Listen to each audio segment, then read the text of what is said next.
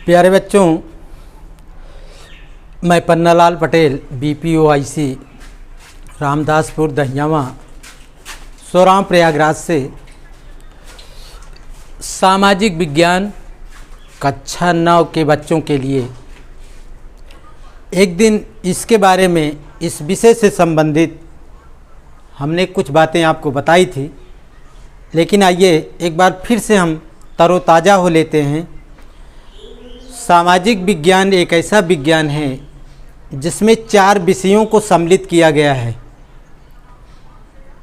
इसीलिए इसको 4 भागों में डिवाइड किया गया है। इसमें जो पहला खंड है, जो पहला भाग है, वह इतिहास से संबंधित है। जो दूसरा भाग है वह नागरिक शास्त्र से संबंधित है। जो तीसरा भाग है वह भूगोल से संबंधित है, और जो चौथा भाग है वह अर्थशास्त्र से संबंधित है।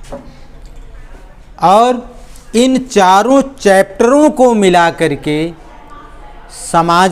सामाजिक विज्ञान की पुस्तक का निर्माण किया गया है। NCERT के पैटर्न पर इसको 4 भागों में बांटा गया है। तो इन 4 भागों को मिला करके आपसे 28 क्वेश्चन पूछा जाता है। यूपी बोर्ड की परीक्षा हो, चाहे विद्यालय की परीक्षा हो, होम एग्जामिनेशन हो, प्रश्नों की संख्या 28 होती है, जिसमें 14वां क्वेश्चन और 28वां क्वेश्चन मानचित्र से संबंधित होता है। जो मानचित्र होता है, खंड आ से 5 नंबर का प्रश्न पूछा जाता है और खंड बा से भी 5 नंबर का प्रश्न पूछा जाता है। तो इस तरह से इसमें भारत का मानचित्र, विश्व का मानचित्र भी देखना जरूरी होता है। इसमें भूगोल में जो पहला भूगोल का अध्याय है, उसमें पहला चैप्टर भारत, आकार एवं स्थिति। तो देखिए, भारत एक ऐसा देश है जो क्षेत्रफल के दृष्टिकोण से विश्व में 7वां स्थान रखता है। 7वां स्थान विश्व में 7वां स्थान क्षेत्रफल की दृष्टि से इसका है, लेकिन किसी में प्रथम भी है। अब आप समझ भी गए होंगे कि भारत किस में प्रथम है। जनसंख्या में भारत की जनसंख्या विश्व के जो अन्य देश हैं, वह चाइना को छोड़ करके यानी दूसरे पायदान पर है। जनसंख्या में दूसरे पायदान पर है, पहले पायदान पर चाइना है। लेकिन आने वाले समय में ऐसा समझा जा रहा है कि हमारे देश की जनसंख्या विश्व में सबसे ज़्यादा जनसंख्या वाला देश हो जाएगा। अभी जो विधानमंडल है, विधानमंडल ये राज्य की जो विधान परिषद और विधानसभा होती है, उसको मिला करके विधानमंडल बनता है। तो विधानमंडल से अभी कुछ कानून प्रस्तावित हैं, जिसमें उत्तर प्रदेश के मुख्यमंत्री योगी आदित्यनाथ ने एक मसौदा तैयार किया है। हो सकता है संविधान में संशोधन भी हो। मसौदा क्या है कि जिस भी व्यक्ति के 2 से अधिक संतानें होंगी, आने वाले समय में उसको फैसिलिटियां नहीं मिलेंगी। कहने का मतलब, जिसके 2 संतान से ज़्यादा होंगी उसको हो सकता है लोकसभा का नहीं, लेकिन प्रधानी का चुनाव, मेंबर का चुनाव या राशन कार्ड में कटौती, इस तरह से ये लाभ उसको नहीं मिल पाएगा। यानी 2 संतान का मसौदा तैयार कर लिया गया है। हो सकता है कुछ समय में इसको लागू भी करा दिया जाए। क्योंकि पूर्ण बहुमत की गवर्नमेंट है, इसको पास हो जाना कोई दिक्कत नहीं होगी, एकदम निश्चित है पास हो जाएगा। क्योंकि जिस भी पार्टी का विधानसभा और विधान परिषद में बहुमत हो तो कोई भी विधेयक कहीं भी पेश किया जाए उसे तो पास होना ही होना है। एक पॉइंट में और आपको बता देना चाहता हूँ, सिर्फ एक विधेयक है जो लोकसभा में प्रस्तुत होता है, उसी तरह से वही विधेयक है जो यहाँ विधानसभा में प्रस्तुत किया जाता है। यानी इससे वो कौन सा विधेयक है? धन विधेयक। जो धन विधेयक होता है सिर्फ और सिर्फ लोकसभा में पेश किया जाता है। लोकसभा से पारित हो जाने के बाद उसे राज्यसभा भेजा जाता है। राज्यसभा भी उसका अनुमोदन करे अथवा ना करे, 14 दिन के बाद वह उसी रूप में उसको पारित मान लिया जाता है। उसी तरह से यह है जो विधानमंडल है, तो वित्त विधेयक जो होता है, धन विधेयक, वह विधानसभा में प्रस्तुत किया जाता है। विधान परिषद उसको मंजूरी दे अथवा न दे, वो चाहे तो उसके स्वरूपों में कुछ अपनी सलाह दे सकता है, अदरवाइज पूरी तरह से वह उसको मानने के लिए बाध्य नहीं है। इस तरह से सिर्फ यही एक विधेयक ऐसा है जो लोकसभा और विधानसभा में प्रस्तुत किया जाता है। अदरवाइज जितने भी विधेयक होते हैं किसी भी सदन में पेश किया जा सकता है, चाहे पहले राज्यसभा में पेश कर दिया जाए चाहे लोकसभा में। मैं स्टेट और सेंट्रल दोनों की बात कर रहा हूँ। तो इस तरह से अगर इसे किसी भी सदन में प्रस्तुत करने के बाद 2 संतानों की व्यवस्था, अगर ये विधेयक पास हो जाता है, राज्यपाल उस पर सिग्नेचर कर देता है तो वह कानून बन जाता है। कानून जब बन जाता है तो उसका अनुपालन प्रारंभ हो जाता है। तो इस तरह से जो भारत की स्थिति है जनसंख्या के मामले में अभी दूसरी है और क्षेत्रफल में 7वां स्थान है। तो भारत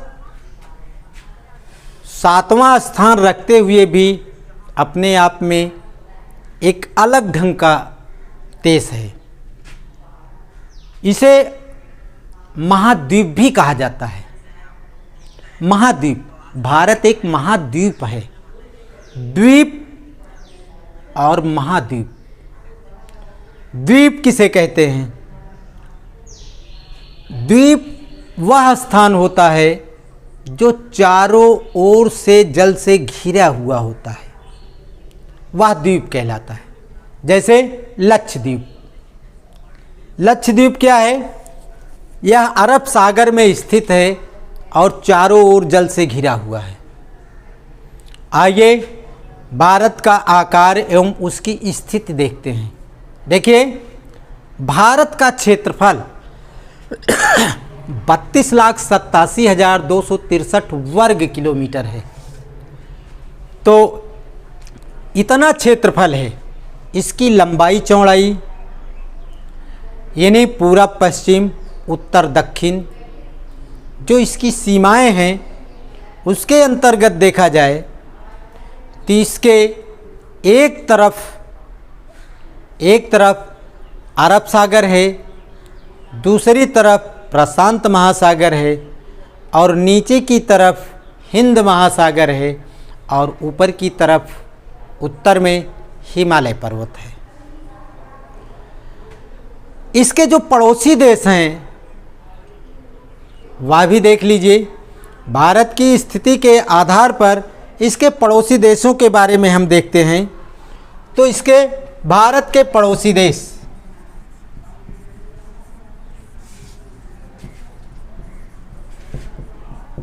भारत के पड़ोसी देश। नंबर 1, भारत के पड़ोसी देश चीन। दूसरा नेपाल। तीसरा Bhutan. Number 4 Myanmar. Number 5 Bangladesh.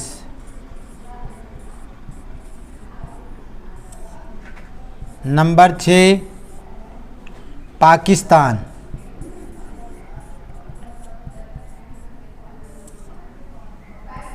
Number 7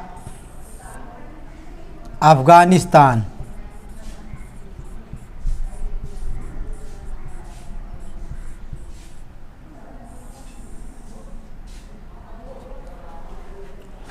ये भारत के पड़ोसी देश हैं। चीन, नेपाल, भूटान, म्यांमार, बांग्लादेश, पाकिस्तान, अफ़गानिस्तान। अगर जलीय सीमा से संबंधित देखा जाए तो इसमें श्रीलंका,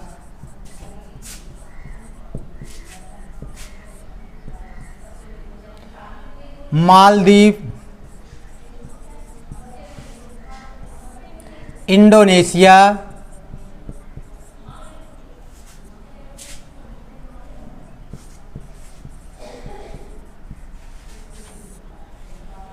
आदि देश आते हैं जो जलीय सीमा से संबंधित होते हैं। ये भारत के पड़ोसी देश हैं। पड़ोसी देशों में सबसे ज़्यादा लंबी सीमा रेखा से लगने वाला देश वह कौन सा होगा? बांग्लादेश। बांग्लादेश एक ऐसा देश है जो पूरी तरह से भारत में स्थित है। भारत और पाकिस्तान का जब युद्ध 1971 में हुआ था, उस समय यह पूर्वी पाकिस्तान कहलाता था। 1971 के पहले यह बांग्लादेश भारत का नहीं, पाकिस्तान का पूर्वी पाकिस्तान कहलाता था। लेकिन 1971 की लड़ाई में इंदिरा गांधी के सहयोग से एक स्वतंत्र देश का जन्म हुआ जो बांग्लादेश कहलाया। बांग्लादेश की जो सीमा है वह भारत से लगभग 4000 किलोमीटर तक लगती है। सबसे कम सीमा रेखा लगभग 106 किलोमीटर तक ये अफ़गानिस्तान के साथ लगती है। इन्हीं सबसे ज़्यादा और सबसे कम, सबसे ज़्यादा बांग्लादेश के साथ लगती है, उसके बाद अफ़गानिस्तान के साथ लगती है।